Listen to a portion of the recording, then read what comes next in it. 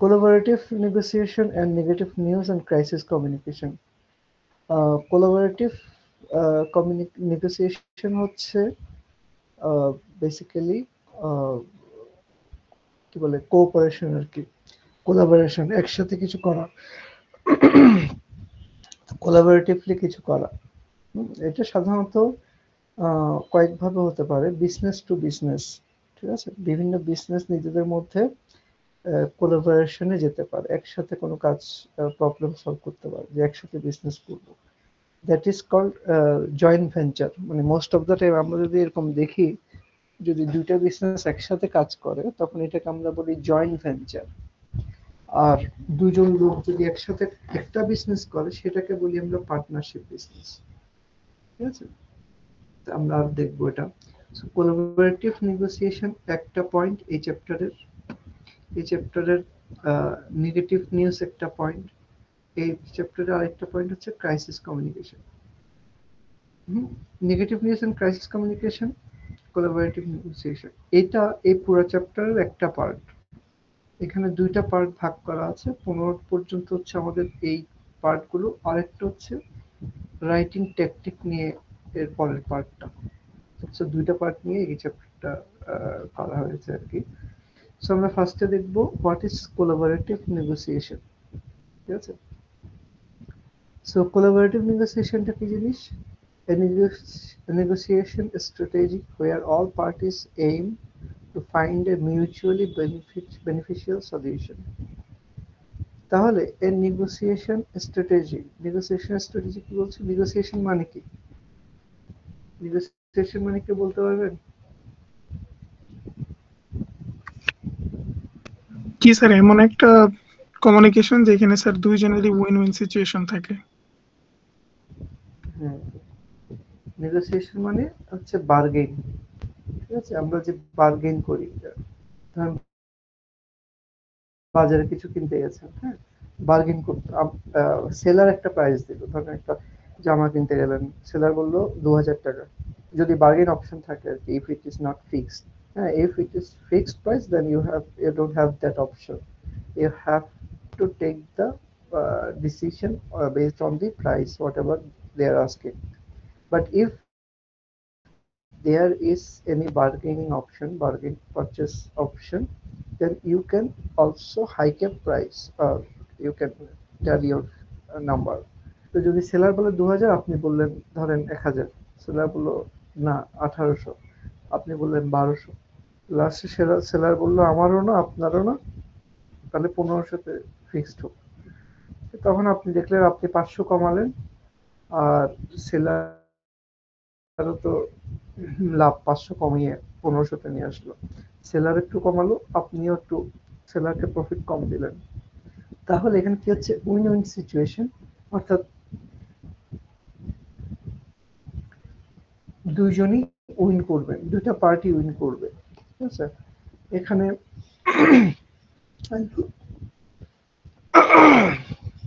এখানে লুজার কেউ হবে না সাধারণত, উইন উইন সিচুয়েশনে পড়বে। উইন উইন সিচুয়েশনটা কিরকম? ধরেন আপনি 2000 টাকায় কিনতে হতো যে প্রোডাক্টটা, এটা আপনি কমিয়ে 1500-তে আনতে পারলেন, আর ও সে ওইদিকে 1500 টাকা, 2000 টাকার প্রোডাক্ট 1500 টাকা কমিয়ে প্রোডাক্টটা সেল করতে পারলো, অর্থাৎ আলটিমেটলি একটা সেল এখানে হলো, ঠিক আছে।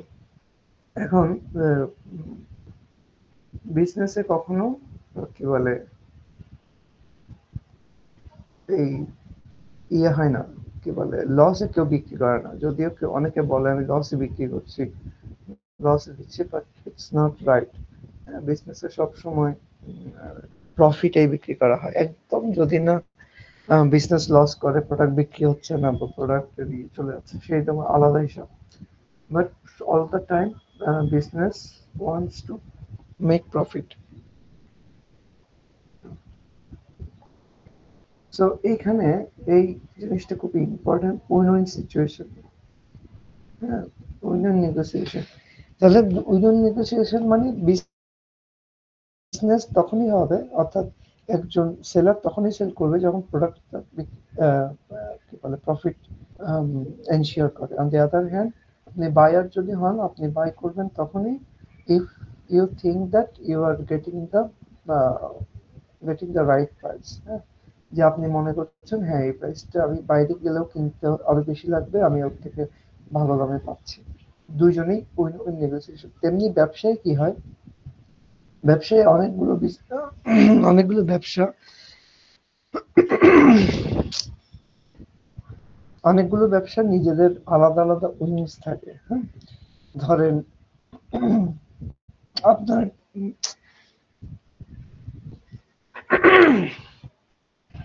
আপনার একটা সফটওয়্যার ফার্ম আছে, ঠিক আছে? আপনার একটা সফটওয়্যার ফার্ম আছে, আপনি চাইছেন আপনি সফটওয়্যার সেল করেন, তো আপনি সফটওয়্যার এক্সপার্টাইজ। হ্যাঁ, আপনি সফটওয়্যারে তৈরি করতে পারবেন, যে কোনো সফটওয়্যার তৈরি করে দিতে পারবেন। এখন সফটওয়্যার তৈরি করাটা তো বিজনেস না, মানে সফটওয়্যার তৈরি করতে পারাটা আপনার স্কিল। ঠিক আছে, আপনার একটা টিম আছে যারা ভালো সফটওয়্যার বানাতে পারে, এটা আপনার স্কিল। এবার এই স্কিলটাকে তো সেল করতে হবে, মানে আপনি ওই স্কিল নিয়ে যদি বসে থাকেন তাহলে তার টাকা আসবে না। Any skill is obviously required to earn money, হ্যাঁ? Sometimes it can be for entertainment or mental peace। হ্যাঁ, নিজেদের জন্য কিছু স্কিল আমরা সেট করি, যেমন ধরেন আম, যে কোনো কিছু, আমরা ধরেন গান, খেলাধুলা, বিভিন্ন ব্যাপারগুলো আমরা স্কিল যদি থাকে, সেটা not for most of the time not for selling. যদি সেল করে তখন প্রফেশনাল হইতে চলে যায়। সো এখন যদি ধরেন এই যে কি বলে, সফটওয়্যার কোম্পানিটা চাইছে আমার প্রোডাক্ট সেল করতে হবে, আমি সফটওয়্যার যে বানাবো সফটওয়্যারটা সেল করতে হবে, কোথায় করব, বা কি ধরনের সফটওয়্যার দরকার, এটা কোথা থেকে পাবো। তো তো এইসব ক্ষেত্রে আমি একটা যদি মার্কেটিং টিমের সাথে বা একটা বিজনেসের সাথে একসাথে কাজ করি, যেমন ওকে বললাম তুমি আমাকে মার্কেটিং ধরে দাও, আমার ক্লায়েন্ট ধরে দাও, আমি সফটওয়্যার তৈরি করে দিব, তাহলে ও একটা কাজ করছে, ক্লায়েন্ট ছাড়া ও সফটওয়্যার বানায় লাভ নাই। আবার ও সফটওয়্যার বানাচ্ছে হচ্ছে ক্লায়েন্ট পাওয়ার জন্য। তো দুইজনের মধ্যে একটা কোলাবোরেটিভ নেগোসিয়েশন থাকবে, যেটাকে বলা হয় উইন উইন সিচুয়েশন, এবং যেটা একসাথে কাজ করে। এটা অনেক সময় একসাথে দুজন মিলে বিজনেস তৈরি হতে পারে, মানে দুইটা আলাদা কোম্পানি মিলে বিজনেস তৈরি হতে পারে, তখন এটাকে আমরা বলবো জয়েন্ট ভেঞ্চার। ঠিক আছে? আর যদি আলাদা আলাদা বিজনেস মিলে হয় সেটাকে বলি জয়েন্ট ভেঞ্চার। আর আলাদা আলাদা লোক, ধরেন একজন অ্যাকাউন্টেন্ট এক্সপার্ট, একজন মার্কেটিং এক্সপার্ট, মিলে একটা বিজনেস তৈরি করলো, যেটাকে বলতে পারি পার্টনারশিপ বিজনেস। সো দুইটার মধ্যে একটু পার্থক্য আছে জয়েন্ট ভেঞ্চার আর পার্টনারশিপে। সো দেখি focus on building long term relationship. তো অবভিয়াসলি লং টার্ম রিলেশনশিপ, আপনি অল্প দিনের জন্য বিজনেসটা করবেন না, যার সাথে বিজনেস করবেন ইট will B for long term. হ্যাঁ, যেহেতু ধরেন আপনার একটা কাস্টমার, কোনো কিছু কিনতে গেলে, আপনি যখন কোনো কিছু কিনবেন, হ্যাঁ, তখন কাস্টমার সেলার আপনাকে বলবে, দেখবেন যে আপনার সাথে প্রথম সম্পর্ক করার জন্য প্রথমবার কম দামে দিচ্ছি, বা ধরেন আপনার সাথে ভালো ব্যবহার করলো, আপনার সাথে আহ, আপনি কিনে খুশি হইলেন, তাহলে আপনি চাইবেন পরের বারও যেন ওর থেকেই কিনতে পারেন আর কি। তো এই ধরনের একটা আহ, ইয়ে তৈরি হয় রিলেশনশিপ তৈরি হয়। So it's for obviously long-term relationship emphasizes building trust, sharing information, creating value together rather than competing for a fixed outcome. এটা আমরা বুঝতে পারছি। Obviously long-term relationship যেহেতু, তাহলে এই টপিকগুলো অবশ্যই থাকবে। আচ্ছা, a common example is a business partnership negotiation where two companies aim to create a new product by combining their expertise and resources benefiting both। এটা একটু আগে এটা নিয়ে আলোচনা করলাম আমরা, যে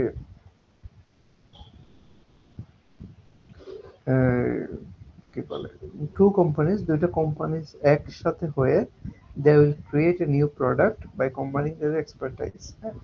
এটা দুইটা কোম্পানির সাথে একটা নতুন প্রোডাক্ট হতেও পারে অথবা নতুন প্রোডাক্ট নাও হতে পারে, it's not necessary that it will always be a new product।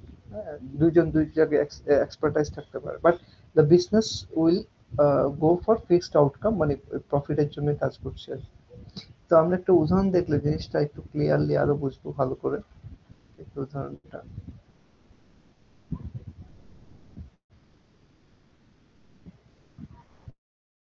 a tech company named Tech Vision, tech company মানে টেক নিয়ে কাজ করে আর কি, wants to launch a new smart watch, একটা নতুন স্মার্ট ওয়াচ এনেছে, but lacks the manufacturing capacity. But lack মানে হচ্ছে অভাব, তার কিসের অভাব আছে? ম্যানুফ্যাকচারিং ক্যাপাসিটি, অর্থাৎ they can't produce that type of a smart watch efficiently. On the other hand, an experienced electronic manufacturer named Electromakers, আরেকটা কোম্পানি যেটার নাম হচ্ছে Electromakers, electronics manufacturer এরা, has idle production line, idol মানে হচ্ছে বসে আছে আর কি, and is facing loss, এবং সে লস যাচ্ছে। তাহলে এখানে দুইটা কোম্পানির কথা বলা হচ্ছে, একটা হচ্ছে টেক ভিশন আর একটা হচ্ছে ইলেকট্রোমেকার্স। আচ্ছা, এখন টেক ভিশন কি করছে? নিউ স্মার্টফোন স্মার্ট ওয়াচ বাজারে আনছে, বাট ইলেকট্রোমেকার্স কি হচ্ছে? ওদের আইডল প্রোডাকশন, ওরা প্রোডাকশনই করতে পারছে না। এই অবস্থায় কি করা যায়? এই দুইটা কোম্পানি একসাথে একটা জয়েন্ট ভেঞ্চার করতে পারে, হ্যাঁ, একসাথে ওরা কাজ করতে পারে কোলাবোরেটিভলি, ঠিক আছে? কিভাবে করতে পারে? Negotiation and solution. Tech vision কি করলো?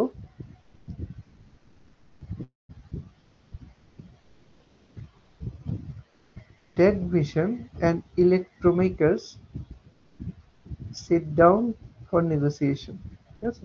তারা একসাথে কাজ করলো, tech vision and electromakers sit down for negotiation and agree that, তারা কি এগ্রি করলো? তারা এগ্রি করলো electromakers, techvision will provide product design and software। তাহলে কি করবে টেকভিশন? টেকভিশন হচ্ছে যে ইয়ে কোম্পানিটা, স্মার্ট ওয়াচের কোম্পানিটা, ওরা কি করবে? প্রোডাক্ট এবং ডিজাইন দিবে, সফটওয়্যার দিবে। আর ইলেকট্রোমেকার্স কি করবে? ম্যানুফ্যাকচারিং প্রসেসটা দেখবে, অর্থাৎ ওরা আইডল প্রোডাকশনের অনেক অপরচুনিটি আছে তৈরি করার, সে কি করবে? ইয়েটা দেখবে, এই ম্যানুফ্যাকচারিং প্রসেসটা দেখবে। তো both companies will share the profit, তাহলে একসাথে মিলে তারা প্রফিট শেয়ার করবে, ঠিক আছে? সো এখানে দেখেন, এইটা একদম খুব common business procedure for any business in the country, হ্যাঁ, in any country most of the time. কারণ একটা বিজনেসে অনেক কিছু ব্যাপার থাকে, যেমন অনেক কিছু আমি আগেই বলেছিলাম, অনেক কিছু মার্কেটিং, প্রোডাকশন লাইন, তারপরে সাপ্লায়ার, ধরেন বিভিন্ন ক্ষেত্রে, ধরেন একটা জুতার বিজনেস, ওর চামড়া লাগবে, সো চামড়া লাগলে সেই চামড়াটা কোথা থেকে আনবে? তার তার যদি একটা ফিক্সড বায়ার থাকে, হ্যাঁ, সেলার থাকে, তার সাথে যদি তার সবসময় চামড়ার সাপ্লাইটা নিশ্চিত থাকে, তাহলে তার টেনশন করতে হয় না। So most of the time এই ধরনের নেগোসিয়েশন রিটেনও হইতে পারে আর মৌখিক হইতে পারে। ছোট বিজনেস হলে মৌখিক হয়, বড় বিজনেস যখন হয় তখন লিখিত হয়। সো লিখিত যখন হয় তখন তারা একসাথে একটা আলাদা বিজনেস করে, that is called joint venture. তো এইটা হলে কি সুবিধা? আমি ভবিষ্যতেও যদি always it is quite ensure that they will provide me the raw materials. হ্যাঁ, যে ধরেন আপনি জুতা তৈরি করেন, চামড়াই পাচ্ছেন না, ধরেন ছাতা, তো আপনার বিজনেসের বন্ধ হয়ে যাবে, কারণ আপনার ডিপেন্ডেন্সি তো অন্য প্রোডাক্টের উপর, মানে অন্য ইয়ের উপর, র মেটেরিয়ালস এর উপর। সো এটা খুব কমন আমাদের বিজনেস ইয়েতে, এরিয়াতে। আউটকাম কি? টেকভিশন gains access to low cost high quality manufacturing. Electromakers utilizes idle production lines and generates income. A new high quality smartwatch enters the market. Both parties benefit this win-win situation। তাহলে এটা বোঝাই যাচ্ছে, ও বসেছিল, ওর কোনো production line ছিল না, টেকভিশন high quality manufacturing পেয়ে গেছে, ইয়ে আছে, কি বলে, অ্যাক্সেস আছে। আর এরা হচ্ছে ম্যানুফ্যাকচারিং বসেছিল, ম্যানুফ্যাকচার করতে পারছে, মানে ও ডিজাইন বাকি সব প্রোভাইড করেছে। তো এই দুইটা মিলে কি হলো, একটা প্রোডাক্ট তৈরি হলো, প্রোডাক্টের নাম দিলাম। প্রোডাক্টটা তৈরি হওয়ার ফলে বিজনেসটা কমপ্লিট হলো। হ্যাঁ, সো বোথ পার্টিস বেনিফিট, দুইজন পার্টি বেনিফিশিয়াল হলো এবং উইন উইন সিচুয়েশন হলো।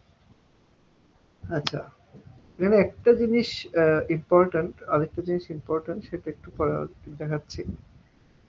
সেটা হচ্ছে ফোকাস অন ইন্টারেস্ট। আচ্ছা, এখানে হচ্ছে প্রিন্সিপালস গুলো কি কি collaborative negotiation. Focus on interest not positions. দুইজনেই ইন্টারেস্ট অর্থাৎ প্রফিট বা সেলের উপর কি বলে ফোকাস করছে, নট ফর পার্সোনাল পজিশন, যে আমি বড় সে ছোট বা তার সাথে কেন বিজনেস করবো, এরকম না। দুজনেরই একসাথে হলে বিজনেসটা প্রফিটেবল হবে। বিল্ড রেপোর্ট এন্ড ট্রাস্ট, এটা লং টার্ম বিশ্বাসের জন্য। Be willing to make concession. Concession মানে কি? কনসেশন মানে ছাড় দেওয়া, ঠিক আছে? অর্থাৎ দুইটা পক্ষেরই আহ, ছাড় দেওয়ার একটা মেন্টালিটি থাকতে হবে, otherwise it will not be a proper negotiation আর কি। কনসেশন থাকতে হবে। তারপরে remain adaptable and open minded, বোঝা যায় ক্লিয়ার, ওপেন মাইন্ডেড থাকতে হবে।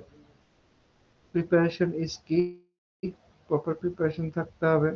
সেটা কি? Best alternative and a negotiation agreement, অর্থাৎ প্রপার অল্টারনেটিভ থাকতে হবে। মানে ধরেন সে দাম করলো 2000, আপনি বললেন 1000, বা সরি 1000, বাট মার্কেটের প্রাইস এটার দাম হচ্ছে আরো বেশি। হ্যাঁ, তো আপনি বলতে পারেন, যদি ধরেন আমরা যখন বলি কেনার সময় ওই অন্য দোকানে এই দামে দিয়ে দিচ্ছে, আপনি দিবেন না কেন, মানে অল্টারনেটিভ বলছি আমি, যদি আপনি না দিলে আমি অন্য দোকানে চলে যাচ্ছি, বা এই ধরনের একটা অল্টারনেটিভ থাকতে হবে, একজন না থাকলে আরেকজন। Then it will be a better negotiation আর কি। প্রপার প্রিপারেশন থাকতে হবে, কমিউনিকেশন থাকতে হবে, ওপেন কমিউনিকেশন, প্র্যাকটিস আর ইন দ্য সেম পেজ, দুজনের একটা ইয়ে থাকতে হবে, ক্রিয়েটিভ ডিল মেকিং। তো এইগুলো হচ্ছে প্রিন্সিপালস, এই প্রিন্সিপালস এর উপর ভিত্তি করে কোলাবোরেটিভ নেগোসিয়েশনটা হয়ে থাকে। আচ্ছা, এখানে একটা জিনিস বেশি মাথায় রাখবেন বা ইম্পর্ট্যান্ট এই ধরনের কোলাবোরেটিভ নেগোসিয়েশনে, দুইটা পার্টি স্ট্রং হইতে হবে। স্ট্রং বলতে কোয়ালিটিফুল হইতে হবে, ঠিক আছে? যেমন ধরেন ইলেকট্রোমেকার্স আইডল প্রোডাকশন, এখন এই আইডল প্রোডাকশনটা যদি হয়, ধরেন ওদের এক্সপার্টাইজ নাই, মানে ওদের আগে কোনো একটা খারাপ প্রোডাক্ট তৈরি করার জন্য ওদের প্রোডাক্ট বিজনেস লাইন বন্ধ হয়ে গেছে বা ওদের প্রোডাকশন লাইনে সমস্যা আছে, তখন এইসব ধরনের ক্ষেত্রে এই ধরনের নেগোসিয়েশন হবে না। সো আমরা এজিউম করে নিব যে দুইটা কোম্পানি বেটার সার্ভিস প্রোভাইডার আর কি। তো এটা এনশিওর করতে হবে। আচ্ছা, এরপরে যেটা হচ্ছে what is planning for impact in business communication. তাহলে কি কি প্ল্যান করতে হবে? প্ল্যান মানে পরিকল্পনা করা বিজনেস করার জন্য। Planning for impact of a business involves strategically crafting message to achieving a specific outcomes. Specific outcomes কিসের জন্য আমরা একসাথে হব? Considering the audience, audience মানে হচ্ছে মানে সেলার আর কি, কারণ কাদের জন্য আমরা সেল করব। Desire behavior changes, তাহলে আমাদের কি চেঞ্জ গুলো আসবে যদি আমরা একসাথে হই। So this include definite objective and একই কথা আবার লেখা আছে, এর ভিতর দেখে নিবেন। Planning core elements of impactful communication কি কি? define clear goals, clear goal থাকতে হবে। understand your target audience, কাদের কাছে আমি প্রোডাক্টটা সেল করব এটা বুঝতে হবে। choose the right channel, কোন চ্যানেলে যাব। select the most appropriate channels to reach your target audience, ঠিক আছে? অর্থাৎ আপনার আপনার টার্গেট অডিয়েন্স কারা, আপনাদের টার্গেট অডিয়েন্স যদি থাকে ম্যাচিউরড পিপল, তাহলে আপনি ধরেন ম্যাচিউরড কোনো চ্যানেলে যাবেন। আচ্ছা, এটা নিয়ে আমরা একটু এই এক্সাম্পল আলোচনা করব। Craft company messages, monitor and evaluate, track the effectiveness of your communication and make adjustment as needed. সবসময় মনিটর করতে হবে কেমন অগ্রগতি হচ্ছে মানে আমাদের কমিউনিকেশন ক্লায়েন্টদের সাথে, এবং ইভ্যালুয়েট করতে হবে। Use persuasive techniques. আচ্ছা, এখানে এই জিনিসটা একটু ইম্পর্টেন্ট, আন্ডারলাইন করে রাখি। Use persuasive techniques. পারসুয়েসিভ মানে হচ্ছে খুবই ক্লোজলি পারসুয়েসিভ, যেটা থেকে হাই বেনিফিট পাওয়া যায়। হ্যাঁ, মানে পার্সু করতে পারবেন আপনি আমাদের সাথে। কি কি তিনটা আছে, একটা হচ্ছে এথোস, ক্রেডিবিলিটি। এথোস মানে হচ্ছে ক্রেডিবিলিটি। ক্রেডিবিলিটি মানে কি? ক্রেডিবিলিটি মানে হচ্ছে আপনার স্ট্রংনেস, আপনার কোথায় কিসের মধ্যে আপনার পারদর্শিতা আছে। establishing trust and credibility through expertise, experience or testimonials। তাহলে বিভিন্ন সময়ের এক্সপার্টাইজ দিয়ে আপনি এই কি বলে টেকনিকটা এস্টাবলিশ করতে পারেন, ঠিক আছে, ট্রাস্ট এস্টাবলিশ করতে পারেন। একটা হচ্ছে এথোস, সেকেন্ড ওয়ান হচ্ছে প্যাথোস। প্যাথোস আমরা অনেক সময় বলেও থাকি প্যাথোস, ঠিক আছে, মুভি টুভির ক্ষেত্রে। ইটস রিলেটেড টু ইমোশনস, ঠিক আছে। appealing to emotions through storytelling, vivid language and emotional visuals। এগুলো হচ্ছে অ্যাডভার্টাইজমেন্ট গুলো আর কি, যেগুলো দেখবেন আগে গ্রামীণ ফোন বা বিভিন্ন রকমের ফোন চ্যানেলগুলো এক একটা ইমোশন নিয়ে মানে গল্প বলে বলে ইমোশনালি কানেক্ট করতেছে, যে গ্রামের একজন ফোনে কথা বলতে পারতেছে বা আব্বুর সাথে বিভিন্ন অনেক দূরে আছে, এই ধরনের একটা ইমোশনাল অ্যাটাচমেন্ট দেয়, যে তাহলে ক্লায়েন্টটা মনে হয় অনেক বেশি কানেক্টেড হবে। সো এটাকে বলা হচ্ছে প্যাথোস। লাস্ট ওয়ান হচ্ছে লোগোস। লোগোস হচ্ছে কি? Using facts, statistics and logical reasoning to support claims. Logos. তো লোগোতে কি হচ্ছে, সাধারণত আমরা ফ্যাক্ট, স্ট্যাটিস্টিক্স, ওই বিভিন্ন রকমের ধরেন নিউজ পত্রিকায় যে ইয়েগুলো আসে, অ্যাডভার্টাইজ গুলো আসে, বা ধরেন সোশ্যাল মিডিয়াতে মাঝে মধ্যে আসে, দেখবেন স্পেসিফিকলি দেখাবে গ্রোয়িং রেভিনিউ বা গ্রোয়িং বিজনেস 2010 ছিল কোথায়, 25-এ আসছে কোথায়, একটা আপওয়ার্ড একটা স্লোপ দেখায়, এই ধরনের একটা ইয়ে দেখাবে, স্ট্যাটিস্টিক্যাল ভিজুয়াল দেখাবে। তারপর লজিক্যাল রিজনিং দিয়েও দিতে পারে যে আমাদের বিজনেস কেন ভালো করছে। So those kind of things is logos, logics. তো এখান থেকে কোশ্চেন আসতে পারে এথোস, ক্রেডিবিলিটি, আপনার আসলে যোগ্যতা কি। প্যাথোস হচ্ছে ইমোশন, আপনি ইমোশনালি কি করছেন, মানে এটা টাচ করছেন কাস্টমারকে। লাস্ট হচ্ছে লোগোস, মানে ফ্যাক্ট দিয়ে, কথা দিয়ে না, যে আসলে কি হচ্ছে। আচ্ছা, প্রফেশনাল টোন থাকতে হবে বিজনেস কমিউনিকেশনের ক্ষেত্রে। তারপরে অ্যাক্টিভ লিসেনিং, শুনতে হবে। সো এগুলো হচ্ছে কিসের এলিমেন্ট? প্রপার ইম্প্যাক্টফুল কমিউনিকেশন উদাহরণ। অর্থাৎ যে কমিউনিকেশনের কিন্তু একটা ইম্প্যাক্ট রয়ে যাবে। আচ্ছা, আমরা একটা উদাহরণ দেখি, যেটাতে জিনিসটা ক্লিয়ার হবে। যে a company is launching a new eco-friendly product। কি করছে? নতুন ইকো-ফ্রেন্ডলি একটা প্রোডাক্ট লঞ্চ করছে। ইকো-ফ্রেন্ডলি মানে কি? ইকো-ফ্রেন্ডলি মানে হচ্ছে এনভায়রনমেন্ট ফ্রেন্ডলি, এনভায়রনমেন্ট ফ্রেন্ডলি একটা প্রোডাক্ট। কই গেল ওটা? ইকো শব্দ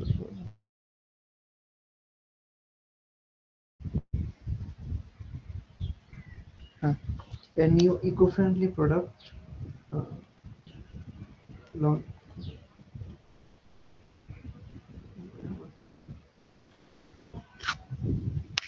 আচ্ছা, and wants to encourage customers to switch from traditional products traditional products to sustainable alternatives। ঠিক আছে? অর্থাৎ একটা কোম্পানি নতুন লঞ্চ করছে ইকো ফ্রেন্ডলি প্রোডাক্ট, যেটা দিয়ে করতে চাইছে কি ট্রেডিশনাল যে প্রোডাক্টগুলো আছে সেই প্রোডাক্টটাকে চেঞ্জ করে দিতে হচ্ছে, মানে অল্টারনেটিভ কোনো একটা প্রোডাক্ট এনে। যেমন ধরেন অনেকগুলো কোম্পানি আছে তাদের এক্সিস্টিং প্রোডাক্ট লাইন, যেমন ধরেন কোলগেট। কোলগেট একটা মাঝে এক সময় একটা বিজ্ঞাপন আনলো যে যে এই আপনার সামনে নুন আছে, বা ধরেন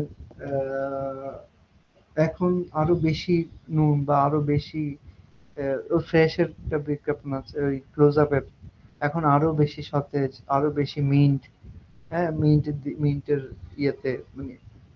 তো এই ধরনের নতুন প্রোডাক্ট লাইন যখন আনে তখন এই ধরনের মার্কেটিং করা হয় যে আগেরটার চেয়ে এটা আরো বেটার, এবং এটার প্রাইসটা একটু হাই থাকবে। ধরেন আগেরটা যদি 100 টাকা হয়, এটা 120 টাকা হবে, এবং মার্কেটিংটা হবে আগেরটার চেয়ে এটা বেটার। কেন বেটার? আমি এখানে আরো বেশি মিন্টের ফ্লেভার দিচ্ছি, বা আরো বেশি কোন একটা সাবস্টেন্স দিচ্ছি। তো এইটা এক ধরনের হচ্ছে মার্কেটিং স্ট্র্যাটেজি, যেখানে কমিউনিকেশনটা করা হয় আগের প্রোডাক্টের চাইতে এই প্রোডাক্টটা অনেক বেশি বেটার। সো এটাও অনেক সময় হতে পারে ইকো ফ্রেন্ডলি প্রোডাক্ট, যে আমরা এমন একটা প্রোডাক্ট লাইনে চলে যাচ্ছি which is better than the our previous product। Previous প্রোডাক্টও থাকবে, এটাও থাকবে, বাট এটার একটা ট্যাগলাইন হচ্ছে কি ইকো ফ্রেন্ডলি। আচ্ছা, সো কি কি হতে পারে? ডিফাইন অবজেক্টিভস হতে পারে, increase awareness of the eco friendly product line and boost sales by 20% in the next 3 months। তাহলে আমার অবজেক্টিভস কি? যে অ্যাওয়ারনেস ইনক্রিজ করবে, যেহেতু আমরা সবাই এখন সাস্টেইনেবিলিটির দিকে যাচ্ছি, সবাই এখন এনভায়রনমেন্ট সচেতন, টেকলাইন ইউজ করছি, যে সোশ্যাল অ্যাওয়ারনেস এসব। সো এখানে কি করবে, এটার ফলে ইকো ফ্রেন্ডলি প্রোডাক্টের ফলে এটা সেলস বুস্ট করবে 20%। হ্যাঁ, ইন দ্য নেক্সট 3 মান্থস, 3 মাসে 20% সেল ইয়ে করবে, বুস্ট করবে।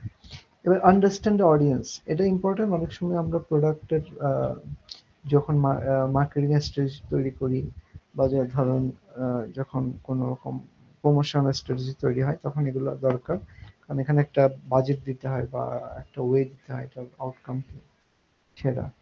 আচ্ছা, সেকেন্ড হচ্ছে আন্ডারস্ট্যান্ড অডিয়েন্স।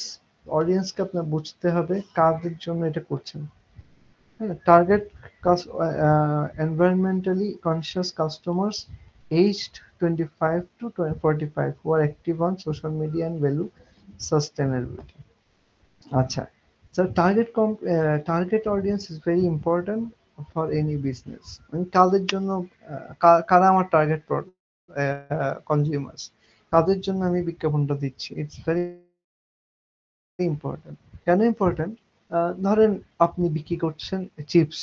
হ্যাঁ, তো চিপস তো আসলে সোশ্যাল অ্যাওয়ারনেস তৈরি করার কিছু নাই। আপনি এখানে খুব একটা সাস্টেনেবল বা এটার ইম্প্যাক্ট খুব একটা ভালো তা তো না, বা আপনি দেখাইতে পারবেন না যে এটা শরীরের জন্য খুব ভালো কাজ করছে। হ্যাঁ, তো এখন ধরেন আপনি চিপস যদি বিক্রি করেন বা খুব ভালো চিপসও যদি আনেন, আপনার বিজ্ঞাপন যখন দিবেন তখন আপনাকে দেখতে হবে বাচ্চারা কি দেখে বেশি। কারণ বাচ্চারা অ্যানিমেশন দেখে, কার্টুন দেখে। হ্যাঁ, সেসব জায়গায় আপনি বিজ্ঞাপন দিবেন। আপনার যখন বিজ্ঞাপনগুলো সাজাবেন ওইখানে ওই রিলেটেড বা ওখানে দেখাবেন। হ্যাঁ, আবার ধরেন 25 থেকে 45 বছরের লোক, এরা সোশ্যাল মিডিয়াতে থাকে, বা ধরেন খবরের চ্যানেল বেশি দেখে, নিউজ টিউজ বেশি দেখে। তো তাদেরকে আপনি টার্গেট করবেন, তাহলে এই জায়গাগুলোতে আমি অ্যাডভার্টাইজ গুলো দিব, যেখানে আমার যেখানে এই যে লোকজন বেশি থাকে বা বেশি ইয়ে থাকে, ভিউজ আছে আর কি নিউজ চ্যানেলগুলোতে। হ্যাঁ, সো আবার মানে বাচ্চাদের প্রোডাক্ট যদি আবার এখানে দেখান তাহলে খুব একটা লাভ হবে না। কারণ কি বলে,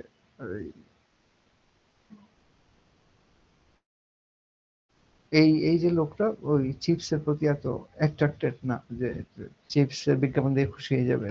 সো ইটস ভেরি ইম্পর্টেন্ট। এই জন্য দেখবেন এই এজেন্সি গুলো আপনার যদি দেখে থাকেন, অ্যাডভার্টাইজিং এজেন্সি কিছু আছে, বা ধরেন ফেসবুক বুস্টিং তো আপনারা সবাই জানেন, সোশ্যাল মিডিয়া যে বুস্টিং, এই প্রপার বুস্টিং মানে হচ্ছে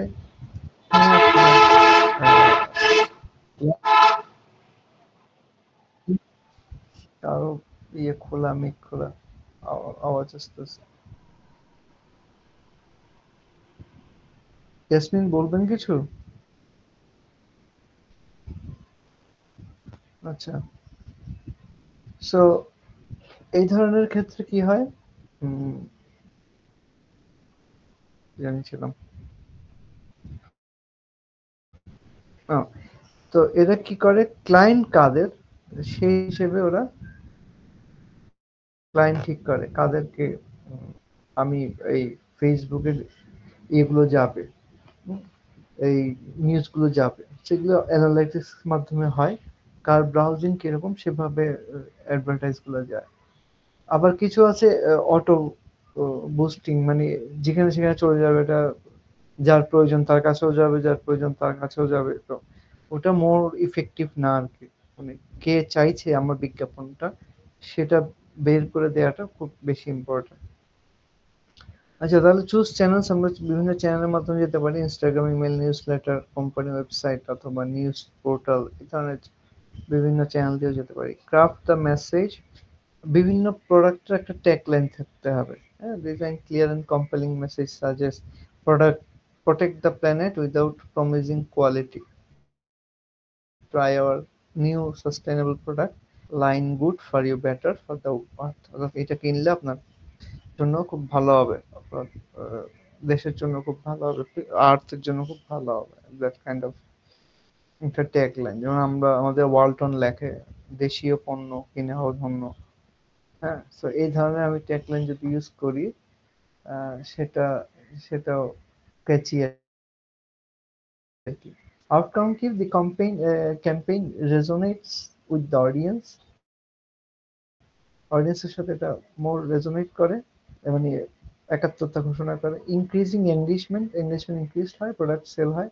showing how strategic communication can drive meaningful results eco friendly. ঠিক আছে, তাহলে এটা করার মাধ্যমে কি হচ্ছে, আমি প্রোডাক্ট ইয়েটা পাচ্ছি আর কি। তো যে কোনো ইয়ের করার ক্ষেত্রে, মার্কেটিং স্ট্র্যাটেজি তৈরি করার ক্ষেত্রে এই ধরনের কমিউনিকেশন প্ল্যানিং খুব ইম্পর্টেন্ট। কোথায় দিচ্ছি, কাকে দিচ্ছি, কি ইয়ে করছি, ঠিক আছে। আমারও অনেক আন্ডারস্ট্যান্ডিং নেগেটিভ নিউজ। আচ্ছা, এতটুকু পর্যন্ত কারো কোনো কোয়েশ্চেন আছে কিনা, এই collaborative negotiation and communication planning?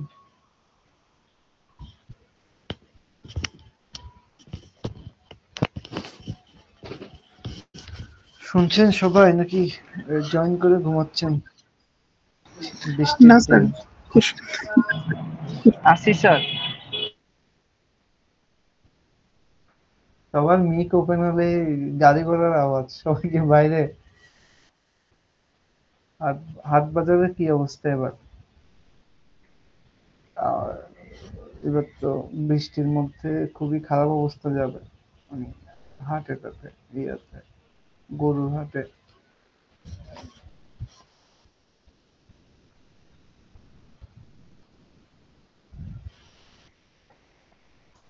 আচ্ছা, এবার আমরা সেকেন্ড পার্টে যাই। এটা আরেকটা পার্ট হচ্ছে negative news and crisis communication. So negative news and crisis communications is also very important in any business, কারণ বিভিন্ন সময় ব্যবসায়ে নেগেটিভ নিউজ আসতে পারে, অথবা ক্রাইসিস ম্যানেজমেন্ট করতে হইতে পারে। মানে ধরেন আমি ভালো উদাহরণ দিই এটার জন্য, এটা হচ্ছে করোনার সময়। হ্যাঁ, করোনার সময় কি হলো, আহ, বিভিন্ন কোম্পানি কর্মী ছাঁটাই করা শুরু করলো, কারণ কস্ট মিনিমাইজ করার জন্য। এবং সেই সময় একটা ক্রাইসিস মোমেন্ট যাচ্ছিল, যে কিভাবে প্রোডাক্ট সেল করবে, কিভাবে প্রোডাক্ট ডেলিভারি দিবে, কিভাবে প্রোডাক্ট বানাবে, মানে একটা বিশাল হিউজ একটা কমপ্লেক্স সিচুয়েশন তৈরি হয়ে গেছিল। সো এই ধরনের ক্ষেত্রে কি করা যায়? The negative news and crisis communication involve delivering negative news, announcement that may cause disappointment or concern, ওই যে বললাম এমপ্লয়ি লে অফ, এমপ্লয়ি বাতিল করা হবে, এই ধরনের নিউজ কি হয়, নেগেটিভ ইমপ্যাক্ট ফেলে বিজনেসের উপর। Whether it's an employee left, product recall, product health emergency. A crisis communication plan is crucial for managing negative press and ensuring a swift organization reputation. তাহলে কি দরকার, আমরা একটা ভালো কি কমিউনিকেশন প্ল্যান দরকার এই নেগেটিভ নিউজটাকে কমানোর জন্য। হ্যাঁ, effective communication in this situation provides clarity, consensus, and empathy while aiming to minimize harm and maintain trust. মানে বলা আর কি যে আমরা এখন বাধ্য হয়ে কর্মী ছাঁটাই করছি, কর্মীরাই আমার বিজনেসের মূল, বাট আমরা এখন পাচ্ছি না, আমার বাধ্য হয়ে ইয়ে করতে হচ্ছে, হ্যাঁ, কমাতে হচ্ছে। যেমন ধরেন করোনার সময় সবাই এটা মেনে নিয়েছিল, বিকজ সবাই বুঝতে পারছিল যে না কিছু করার নাই আর কি, সিচুয়েশন খারাপ। তো এই ধরনের সিচুয়েশনে কি হতে হবে, কি principles of delivering negative news, এগুলো আমি একটু পড়ে যাচ্ছি, আপনারা পড়লে বুঝবেন। Be clear and concise, express empathy and sympathy, হ্যাঁ, ইমোশনাল এবং সিম্প্যাথি দেখানো আর কি। Provide a buffer or cushion, একটা কিছু টাকা পয়সা দিয়ে দেওয়ার সামনে কয়েক মাসের জন্য, এই ধরনের কিছু বলা। এক্সপ্লেনিং দ্য রিজন, কেন করা হচ্ছে, redirect to positive action, positive action দেয়, maintain trust and respect, trust and respect maintain করা। ক্রাইসিস কমিউনিকেশনে কি করবেন, আইডেন্টিফাই কি কি স্টেক হোল্ডার্স। আচ্ছা, স্টেক হোল্ডার্স মানে কেউ কি বলতে পারবেন কি জিনিস?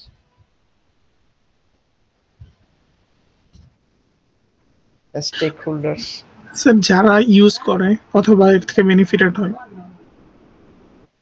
স্টেক হোল্ডার্স মানে হ্যাঁ সবাই, আমার বিজনেস সাথে যারা জড়িত তারা সবাই, কাস্টমার হতে পারে, আমার এমপ্লয়ি হইতে পারে, আমার সাপ্লায়ার হইতে পারে, হ্যাঁ, সব স্টেক হোল্ডার যারা আমার ব্যবসার সাথে related, they are called stakeholders. তাহলে আমার কি এদের মধ্যে কারা কি স্টেক হোল্ডার্স, মানে যাদেরকে ছাড়া আমি পারবোই না, যাদেরকে আমার মাস্ট লাগবে, এদের সাথে যদি আমি ছাড়াছাড়ি করে দিই, ধরেন এমপ্লয়ীদের মধ্যে কে কে perfect employee for my company, হ্যাঁ, ওদেরকে রেখে বাকিদের ছাঁটাই করে দিচ্ছে। সো আইডেন্টিফাই কি স্টেক হোল্ডার্স চুজ করতে হবে।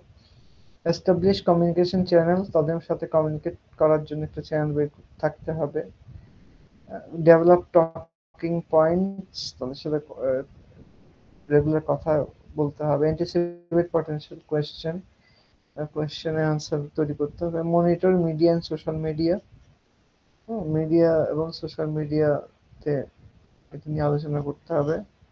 Respond swiftly and strategically, emphasize transparency and accountability, consider 5 C's of crisis communication, পাঁচটা সি কি কি, কনসার্ন, কমিটমেন্ট, কম্পিটেন্সি যোগ্যতা, ক্ল্যারিটি পরিষ্কার, ক্ল্যারিটি মানে ক্লিয়ারলি বলা আর কি, কনফিডেন্স কনফিডেন্স থাকতে হবে। সো এই পাঁচটা কি কম্পোনেন্ট অফ ক্রাইসিস কমিউনিকেশন দরকার। বিজনেসের সবকিছু নিয়ে কনসার্ন থাকতে হবে, বিজনেস কমিটমেন্ট থাকতে হবে যে পরবর্তীতে যদি আমার বিজনেস ভালো হয় আমার এমপ্লয়ীদেরকে আবার নিয়ে নিব। কম্পিটেন্সি যোগ্যতা থাকতে হবে, ক্ল্যারিটি। আচ্ছা, so crisis communication must be honest and proactive, অর্থাৎ আমি চাইলাম আর বাদ করে দিলাম তা না, আমি এই ধরনের ক্রাইসিস মোমেন্টে আমি কিছু এমপ্লয়ীকে আলাদা করে রাখছি, ওদেরকে আবার আমার বিজনেস ঠিকঠাক হলে ওদেরকে আবার ব্যাক করাবো, ঠিক আছে, এই ধরনের একটা কমিটমেন্ট আর কি।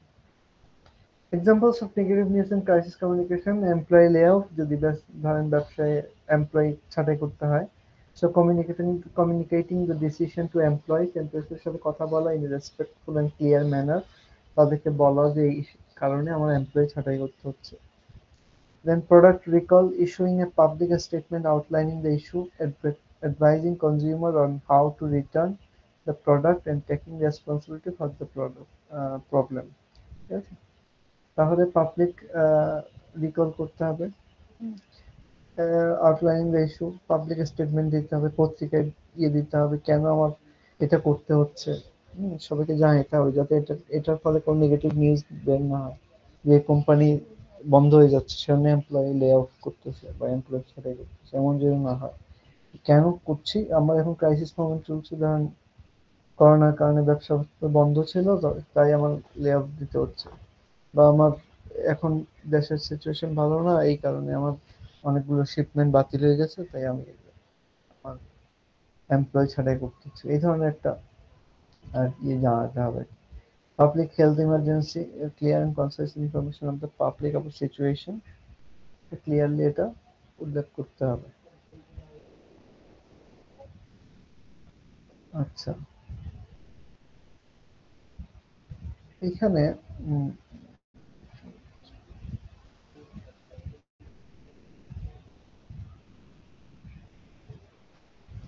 Example of product recall by a food company, example দেখায় যেটা প্রোডাক্ট রিকলের জন্য বাই এ ফুড কোম্পানি কি হচ্ছে দেখেন। A reputable food manufacturing company, Green Harvest Foods, তাহলে Green Harvest একটা কোম্পানির নাম, discovers that one of its popular ready-to-eat meals may be contaminated. তারা কি ডিসকভার করলো, তাদের একটা popular ready to eat meals, অর্থাৎ যেটা গরম দিলে খেয়ে ফেলা যাবে, এমনি খেয়ে ফেলা যায়, এ ধরনের একটা মিল মে বি কন্টামিনেটেড, এটা শিওর না, মানে মে বি হতে পারে এরকম কথা বের হচ্ছে। হ্যাঁ, মানে কন্টামিনেটেড মানে সংক্রামক, কোনো কিছু সংক্রমিত হয়েছে বা কোনো কিছু ব্যাকটেরিয়া বা কিছু একটা ঝামেলা হয়েছে।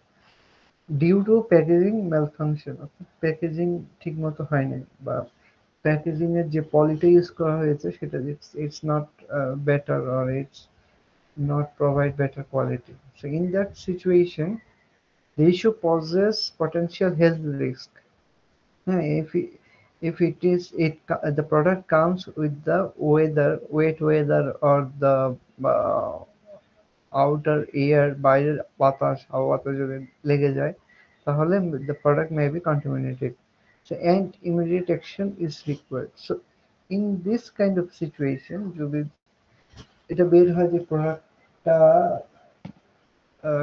খারাপ, মানে শরীরের জন্য খারাপ, কন্টামিনেট হওয়ার চান্স আছে, এই ধরনের একটা নিউজ যদি ছড়ায়, অনেক সময় ফেসবুকের মাধ্যমে অনেক নিউজ ছড়িয়ে যায়, হ্যাঁ তাই না?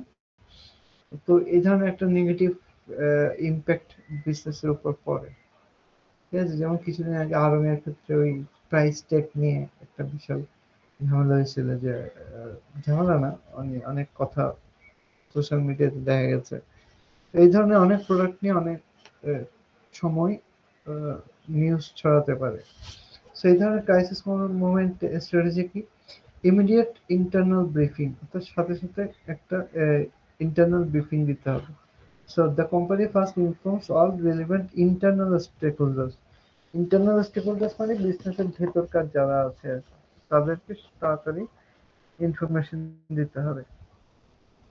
তারপর পাবলিক স্টেটমেন্ট, একটা পাবলিকলি স্টেটমেন্ট দিতে হবে, যেমন within 24 hours the CEO releases an official statement across media platform।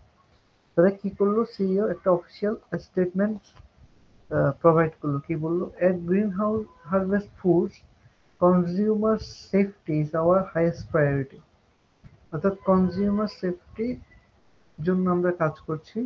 We are issuing a voluntary recall of our farm fresh veggie bowl.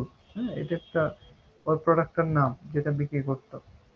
Due to a potential contamination issue while no illness have been reported, তাহলে এখনো কোনো illness হয় নাই, but সবাই কি সন্দেহ করছে হতে পারে। তো we are taking this precaution two uphold hour commitment to health and transparency. তাহলে তারা কনজিউমারদের সাথে আহ, খুব ট্রাস্টওয়ার্দি হওয়ার জন্য তারা যত প্রোডাক্ট আছে they are taking back all those products. কারণ বিদেশে এটা আমাদের দেশের সাথে আমরা তো রিলেট করতে না পারলেও, কারণ we don't have that kind of authority আর স্ট্রিক্ট অথরিটি, সো আমরা অনেক সময় এটা রিলেট নাও করতে পারি, বাট আউটসাইডে it's quite common relating to the food industry, যদি ফুড কোনো সমস্যা, কারণ it's related to the public health, মানে হেলথ ইস্যুটা অনেক বড় ইস্যু আমাদের, ওভাবে এটা সিনসিয়ারলি দেখা হয় না। বাট বিদেশে যদি ফুড ইস্যু নিয়ে কোনো ঝামেলা হয়, পুরো কোম্পানি সু হয়ে যাবে, মানে কোম্পানি স্যাক হয়ে যাবে। So that's why they are very much concern about this. Number 3 হচ্ছে কমিউনিকেশন ক্যারেক্টারিস্টিক। কি কি হবে? ক্ল্যারিটি, ক্লিয়ারলি বলা হবে। কনসাইসনেস, একদম খুব টু দ্য পয়েন্ট, যেটা দরকার সেটাই বলবে। এমপ্যাথি, এমপ্যাথি হচ্ছে কাস্টমারদের সাথে genuine regret that they are uh, very sorry for what happened with that product. They did not want to do that, তারা চায় নাই, but somehow এটা হয়ে গেছে, so we should be empathy with show the empathy with the customers. Actionable guidance. So consumers are instructed to return the product for a full refund and contact the support team assistance. তাহলে কি, যে প্রোডাক্টটা ফেরত নিচ্ছে কাস্টমারদের থেকে, they will pay the full refund, পুরোটাই দিয়ে দেবে। সো এটা একদম অ্যাকশন নেওয়া হচ্ছে। Long term reputation management, a dedicated microsite is launched to answer সব সময় আপ টু ডেট রাখা যে কি হচ্ছে না হচ্ছে। সো এই ধরনের একটা লং টার্ম রেপুটেশন রাখতে হবে ম্যানেজমেন্টের সাথে, এই কাস্টমারদের সাথে। So regular updates are provided by social media press release. Social media এবং প্রেস রিলিজের মাধ্যমে এই রেগুলার আপডেটস দিতে হবে কোম্পানিকে। তো the company outlines new safety protocols to prevent future incidents. শুধু তাই না, ইমিডিয়েটলি দ্য কোম্পানি একটা নতুন আউটলাইন দিয়েছে, যেটা থেকে বোঝা যাবে যে company are very willing to improve their business. By proactively managing the crisis, maintaining transparency and showing empathy, Green Harvest Foods is able to contain reputational damage, অর্থাৎ তাদের রেপুটেশনাল যে ড্যামেজটা হচ্ছিল, রিটেইন কাস্টমার ট্রাস্ট, বিশ্বাসটা ধরে রাখতে পারছে,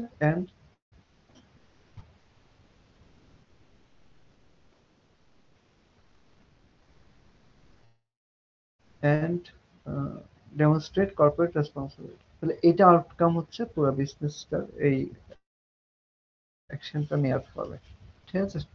আচ্ছা, এটা আমরা পরের স্লাইডে চলে যাচ্ছি। তাহলে এখানে 15টা পর্যন্ত আজকে আমরা দেখি। প্রথমে দেখলাম কি কোলাবোরেটিভ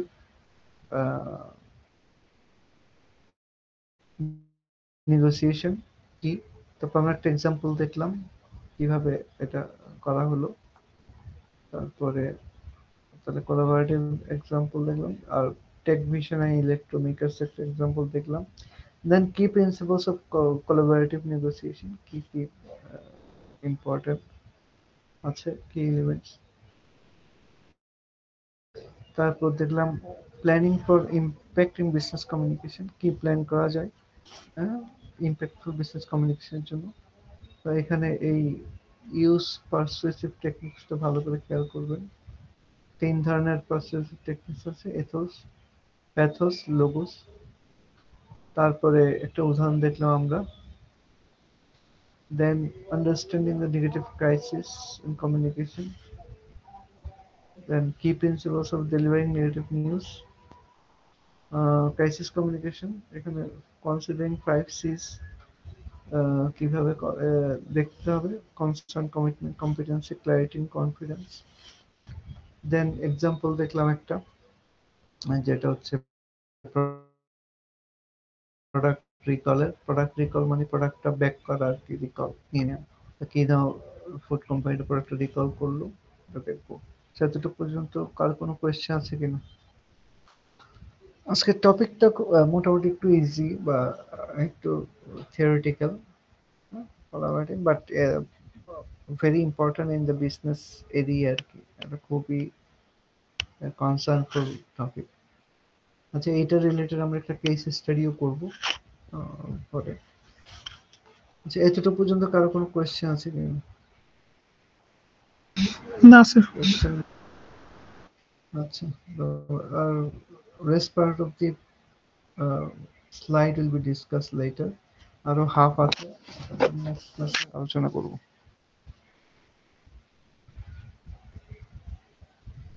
আচ্ছা আমি এখন অ্যাটেন্ডেন্স নিয়ে নিচ্ছি তাহলে। ওকে ফার্স্টে এ সেকশন বলবেন।